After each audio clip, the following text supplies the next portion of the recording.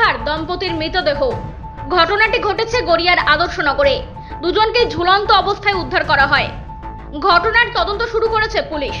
স্বামী তরুণ দাস বয়স ৪৫, স্ত্রী আশা দাস বয়স ৩৫। দুজনেই ৬ মাস ধরে গুরুপদ মণ্ডলের বাড়িতে ভাড়া থাকতেন।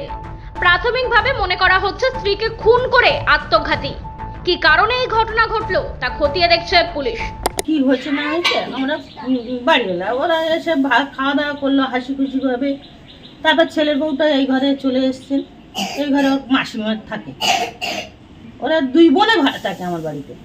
তারপরে ওরা স্বামী স্ত্রী দুজনে ওই ঘরে ছিল। তারপরে তার একটা ছেলে, বাচ্চা ছেলে স্কুল থেকে এসে গিয়ে দরজাটা খুলে দেখতেছে যে মেশো ওই অবস্থা। ছুটে এসে ওর মার কাছে বলতেছে, বলো মামা এই দেখবে আসো। আর আমি বলতে কি হয়েছে কি হয়েছে, আমি কিন্তু এখানে দাঁড়িয়ে আছি। তারপর গিয়ে দেখি যে ওই অবস্থা। ব্যুরো রিপোর্ট, আরবেনা নিউজ।